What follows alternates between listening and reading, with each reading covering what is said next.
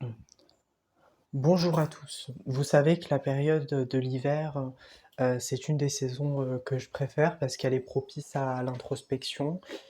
et je vous dirai jamais assez que Noël, malheureusement,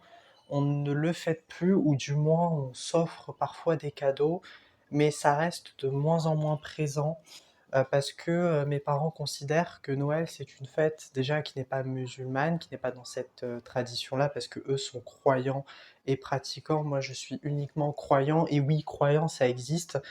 parce qu'une amie, m'avait dit que, tu pouvais pas être croyant si tu ne pratiquais pas, par exemple, la prière ou tu faisais des ablutions, alors que c'est faux. Tu peux croire en Dieu, mais sans être pour autant, bien sûr, dans la religion ou dans une quelconque, pratique, culturelle qui est en lien avec un dieu nommé. Mais moi, Dieu, je ne le nomme pas ainsi, je préfère mieux le terme de cosmos, d'univers, parce que je trouve que c'est plus rationnel et que ça convient avec mon esprit analytique. Et par rapport à cette période de Noël, mes parents avaient fait le choix de le fêter parce que, ils étaient en France et donc Noël, c'est une fête, christianisme, qui est une fête chrétienne et donc ils sont partis du principe qu'il fallait, inclure cette fête, pour ne serait-ce qu'apporter du bonheur et de la joie aux enfants et à vrai dire, pendant que j'étais petit, oui, Noël, c'est une période que j'ai beaucoup attendue, non pas, forcément pour, les cadeaux, mais plus pour la nourriture, pour la convivialité. Ça donnait une ambiance assez spéciale que je ne trouvais pas dans les autres saisons de l'année ou même dans d'autres fêtes comme mon anniversaire. Limite mon anniversaire, je m'en foutais un peu, c'était juste pour, manger le gâteau, mais les cadeaux, à vrai dire, je suis pas compliqué, donc je vais pas, vouloir une personne si elle ne m'offre pas de cadeaux. Je suis pas j'ai pas ce genre de caractère et je suis pas compliqué. Mais par contre, c'est vrai que si on fête pas Noël, je suis assez dur envers mes parents et envers mon petit frère et heureusement que mon petit frère est né parce que ça a permis qu'on continue cette fête de Noël, jusqu'à il y a 2-3 ans. On a arrêté, parce que mon petit frère est à l'adolescence et qu'il croit plus au Père Noël et quand cette croyance s'est estompée, le rythme, d'avant, c'est-à-dire que quand mes parents, ne nous avaient pas, a repris son plein et donc on ne le fête plus à l'heure actuelle. Mais pour autant, je sais pas, j'ai envie de le fêter, mais pas seul, parce que ça sert à rien, il y a pas l'esprit de convivialité que je veux retrouver. Alors que quand c'est, avec des gens, même, des amis peut-être ou de la famille proche, oui, là, il y a un peu plus, cette ambiance, de groupe. Mais par contre, petit lapsus un peu révélateur, hein, que je voulais vous dire, c'est que les ambiances de fêtes de famille, ça je déteste et c'est paradoxal cette injonction que je vous fais par rapport à Noël. Il y a une différence entre être avec des gens qui sont proches et qui sont sincères et qui vont pas vous juger et qui vont pas aussi vous poser des questions, soit malaisantes, soit qui n'en ont rien à voir avec, le cadre dans lequel vous êtes et heu, oui, il y a des gens envahisseurs, non, ça c'est 2 types de tempéraments différents, bien qu'ils peuvent se mélanger et je sais aussi que certaines personnes font preuve de maladresse et je ne les en tiens pas rigueur, heureusement. Mais je sais que personnellement, je ne ferai jamais la fête ou je n'irai jamais dans des lieux, dans des repas de famille avec des oncles, des tantes, même si ça fait partie de ma famille, bien sûr, mais comme je ne les connais pas, je vais m'abstenir, parce que je sais que ça pourrait être gênant pour moi autant que pour eux. Parce que je fais pas partie de 90 des gens qui, vont raconter leur vie, qui vont vous dire, exactement, leur métier, si, ils veulent des enfants, ils veulent se marier, enfin, vous voyez les questions typiques et les questions ultra connes, je suis désolé de le dire autrement, mais pour moi, c'est ultra con de parler de choses comme ça juste pour une certaine politesse, une certaine mesure sociale. Alors que non, on est juste là pour manger, pour apprécier et faut pas vous sentir obligé de poser des questions juste pour combler un vide ou pour que ça soit pas malaisant, parce que pour moi, c'est ultra malaisant de le faire, hein, comme ça. Mais bon, je pense que malheureusement la majorité, pense comme ça, parce que, moi, dans mon optique, Noël, c'est avant tout pour, admirer les sapins, les guirlandes, la luminosité et j'adorais, voir des maisons, sur YouTube avec, les meilleures décorations, avec plein de mini sapins, de mini bougies, tout ce qui rappelle à la fois l'essence des morts et le fait de les rendre hommage. Et j'aime beaucoup aussi dissocier Halloween et Noël parce que ce sont 2 fêtes différentes, mais qui se rapprochent d'une certaine manière puisque à Noël, c'est la fin de l'année, donc on fait un deuil de soi, un deuil de qui l'on a été et on essaye de oui, de progresser pour devenir, meilleur que soi l'année prochaine. Et Halloween, c'est, pour essayer de redonner une mémoire aux morts, aux défunts, de notre famille ou, de nos amis, peu importe, mais ça permet de nous souvenir du passé, de cette nostalgie et cette nostalgie, elle est présente à la fois pour Noël, pour Halloween, mais même pour ses propres fêtes, d'anniversaire, sa date de naissance et tout ça, finalement, les fêtes ne sont qu'un prétexte pour se rappeler du temps qui passe, de notre, fugacité aussi parce qu'on est voué à mourir et je trouve c'est bizarre, hein, de l'évoquer comme ça, mais ça me rassure d'une certaine manière, je trouve ça, oui, rassurant. Maintenant, je vais vous énoncer les cadeaux, que j'avais. Pendant que j'étais petit, je sais qu'on m'avait offert des voitures ou beaucoup de dinosaures parce que j'aimais beaucoup classifier, trier chaque espèce. Il y avait aussi les animaux et ça m'a poursuivi jusqu'à que j'avais 13-14 ans où lorsque j'étais à la brocante, j'avais dit à mon grand-père que je voulais acheter beaucoup d'animaux pour en faire des zoos, que ça soit des dinosaures, des animaux de ferme, des félins, des reptiles, toutes sortes, d'animaux dans lequel, oui, je vais catégoriser et je vais faire en sorte que ça convienne à mon imaginaire et c'est limite devenu, je pense, une obsession, un intérêt spécifique d'avoir tous ces animaux-là et même lorsqu'on avait, essayé d'emménager dans cet appartement, ça s'est fait peut-être 2 ou 3 mois avant, on a visité d'autres appartements, d'autres maisons et j'avais vu qu'il y avait un tiroir, bizarrement ce souvenir je l'ai retenu, où il y avait plein d'animaux, je me rappelle il y avait un coyote, un renard ou un félin. En tout cas je sais que c'était, oui, dans la famille des félins, des félidés et je voulais les prendre et je voulais dire à mes parents: «Mais en fait, restez ici, comme ça j'aurai, les jouets pour moi». Mais maintenant, je sais pas si, l'acquéreur voulait prendre tous les objets qui lui appartient ou voulait les laisser par manque de moyens ou par, désintérêt. Parce que peut-être il voulait, les jeter ou les donner au prochain propriétaire. Et ça m'a rappelé que ces jouets-là étaient liés à cette fascination pour Noël, parce que c'était une préservation des objets matériels et quoi que je veuille en dire, parce que je me considère, comme détaché de la matérialité, c'est une des seules, fêtes de l'année dans lequel je suis propice à dépenser des sommes astronomiques, même si je sais fondamentalement parlant, que Noël, c'est pas pour, les âmes charitables et les bons cœurs, c'est avant tout une fête commerciale, qui a pour but, de dépenser de l'argent et de nourrir, une industrie économique, agroalimentaire et cetera. Ça, c'est un point de vue rationnel, que j'aime beaucoup,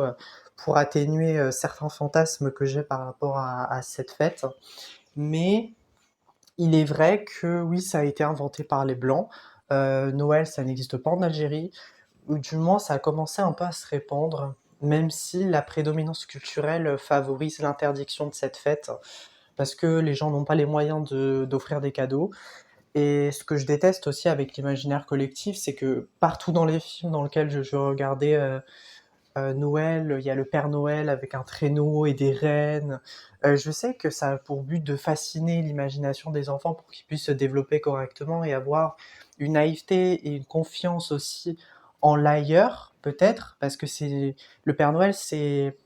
pas une représentation fidèle, de ce que pourrait être cette créature, divine, mais je dirais un outil pédagogique qui permet de se représenter ce que c'est l'irrationnel en le mettant en forme humaine pour qu'on puisse s'identifier facilement, surtout pour un enfant. Et cet être fictif va façonner, son imaginaire, sa capacité à être résilient, mais heu, si l'enfant, croit que le Père Noël, va lui apporter la richesse et va être un objet de dépendance, là, ça peut commencer à être à double tranchant. Et je sais que moi, J'ai cru au Père Noël jusqu'en cinquième ou en sixième, je me rappelle plus, mais c'est un âge assez tard alors que la majorité des enfants le découvrent, je sais pas, à 8 ou 9 ans, alors que moi c'était à 12 ans et pareil pour mon petit frère. Lui, c'est encore pire, c'était à 13, 14 ans. Donc c'est plus tard que moi, parce que mon petit frère, il va partir du principe que si on lui dit quelque chose, ça va être vrai parce que, il ne remet jamais en question, ce que mes parents vont dire ou ce que les autres surtout vont dire. Ce que les inconnus vont dire, il y a plus d'importance que la propre famille dans lequel, on va essayer de lui dire des vérités. Parce que mon petit frère va être plus méfiant vis-à-vis de nous, ce qui est normal parce qu'on est des figures d'autorité et qu'il a l'habitude de nous côtoyer, donc il va plus se libérer et plus avoir ce choix d'indépendance et de liberté au niveau de ses réflexions. Mais ce Père Noël, qui appelle à l'égalité de tous dans tous les pays, qui va offrir, chaque cadeau, qui vont illustrer les rêves et les espoirs des jeunes enfants, des adolescents et même des adultes. Parce que oui, on n'en parle pas, mais les adultes aussi méritent des cadeaux pour, à la fois rendre hommage à leur enfant intérieur, mais pour aussi avoir une continuité et oui, c'est un certain optimisme de continuer la vie, vous voyez? D'être plus léger avant le 1er janvier, l'armistice aussi, la fête du juillet. Mais ce que je déplore, c'est que les gens essayent, de raisonner leur enfant en leur disant que le monde est juste, alors que vous savez, vous comme moi, que le monde est particulièrement injuste, par rapport aux richesses, aux ressources. En Afrique, il y a beaucoup de gens, qui ne peuvent même pas, manger des petits biscuits, des petits gâteaux. Alors, je sais pas, je trouve que c'est hyper faux cul de dire à ses enfants que, oui, le Père Noël offre des cadeaux à tout le monde. Non, non, non, non, faut être réaliste à un moment donné. Faut lui dire les choses telles qu'elles sont, quitte un peu à l'effrayer, même si j'aime pas ce mot. Mais, oui, quand on parle à un enfant, forcément, on va pas parler à un adulte avec les mots qu'on pourrait employer, par rapport à quelqu'un de notre âge avec une maturité émotionnelle et une maturité intellectuelle. Mais, on va dire à nos enfants que, non, le Père Noël, il va offrir des cadeaux qu'aux enfants qui ont un certain moyen,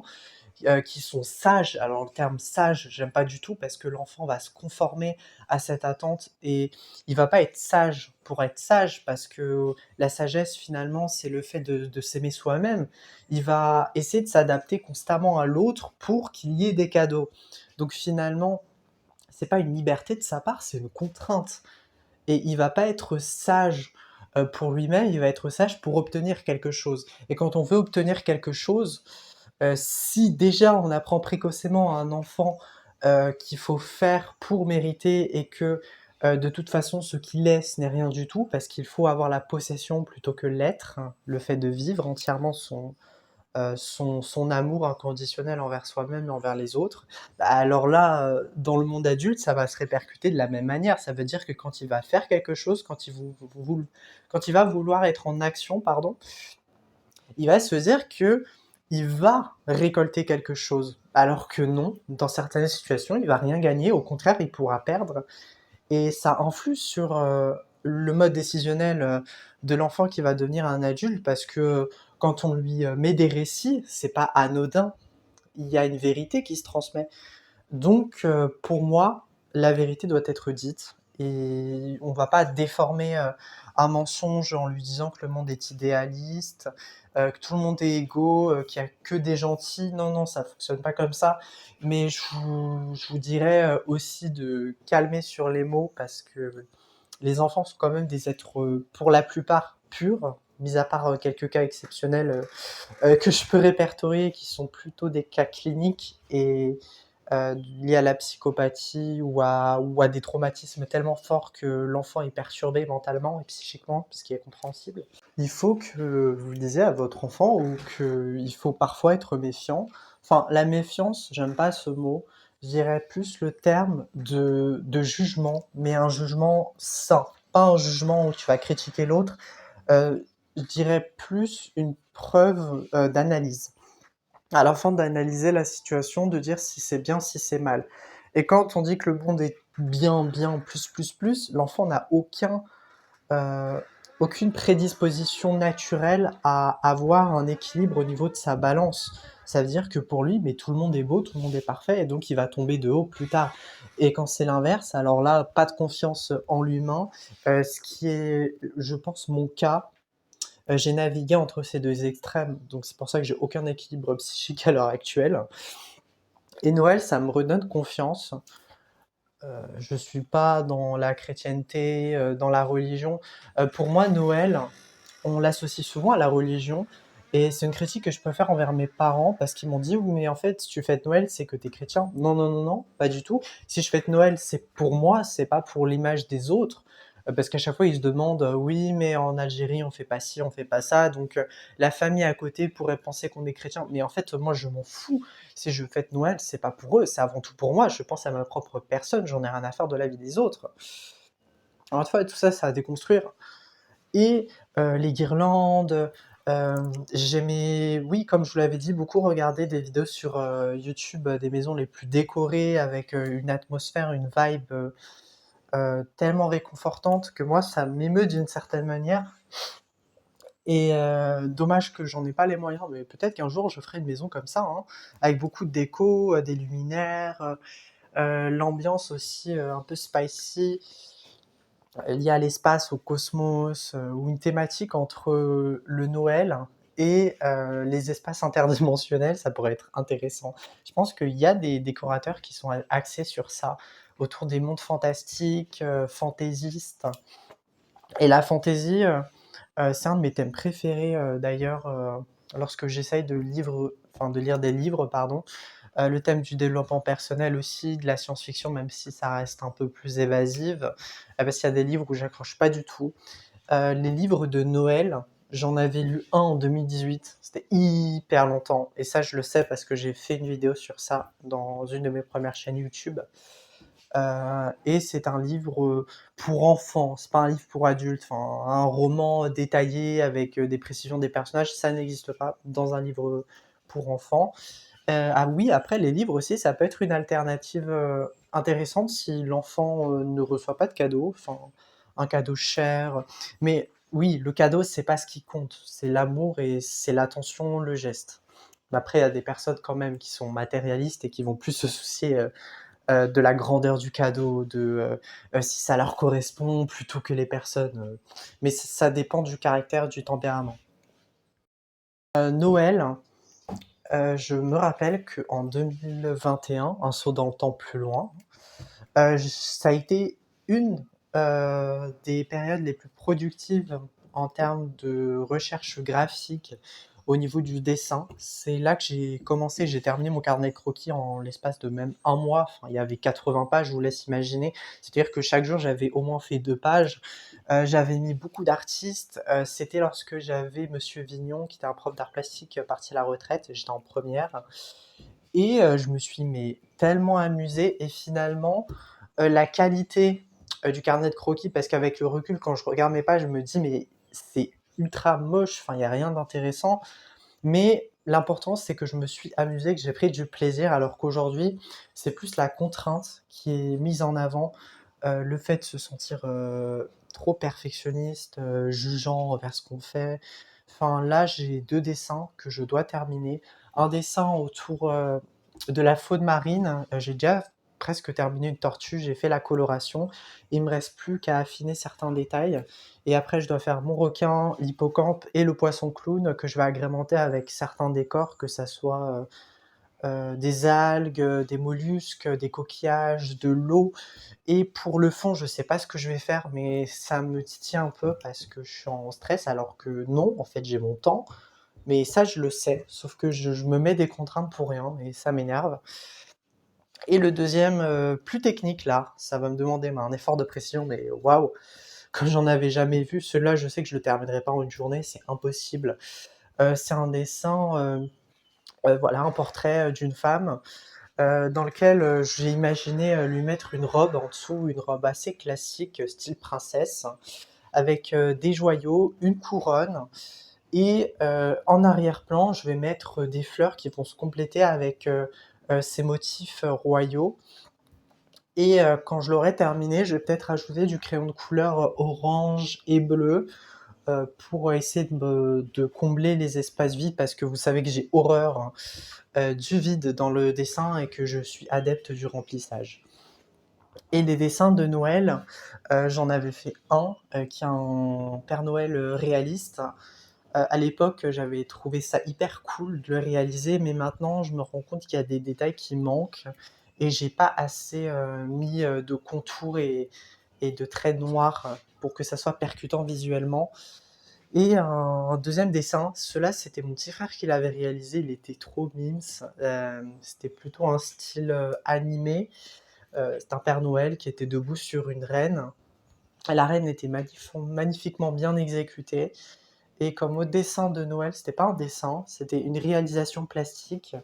où j'avais fait des sortes d'origami expérimentales dans lequel j'avais fait plein de photographies avec des couleurs, enfin des tonalités de doré, de vert, de rouge qui rappellent les couleurs de Noël et le symbolisme qui est lié derrière, dans lequel j'ai aussi composé des formes mixtes où j'ai comme fait un assemblage de différents éléments et ça m'a beaucoup plu. Je l'ai mis sur mon compte Insta. Pour conclure, Noël a été une période prolifique. Ce que je regrette actuellement, c'est le fait que je ne puisse plus participer à Noël parce qu'il n'y a aucun prétexte à le faire, parce que mon petit frère a grandi, moi j'ai grandi, mes parents sont passés à autre chose, on n'est pas chrétiens, on est de base musulmans, donc nous on fête plutôt l'Aïd. Mais ça restera gravé dans mon cœur et ce que je déplore, c'est que j'ai aussi supprimé certaines vidéos YouTube qui datent de 2018, représentant notamment un TGV que j'avais reçu. Ça, c'était un de mes cadeaux, mes préférés, inoubliables. Malheureusement, il a été détruit, perdu. Enfin, je sais pas, peut-être qu'on l'avait mis à la cave et que mon père a décidé de le jeter parce on l'utilisait plus. Et peut-être qu'à l'âge adulte, je pourrais recommander des rames de métro, que ce soit les MP14, les lignes du Grand Paris Express. Ça m'a toujours fasciné, les rames version miniature pour jouer, pour faire semblant qu'il y ait des stations, que ça croise le chemin d'autres trains. J'en achèterai sûrement deux. Et je pense que c'est tout pour cette vidéo. À très bientôt. Et joyeux Noël, même si c'est dans longtemps.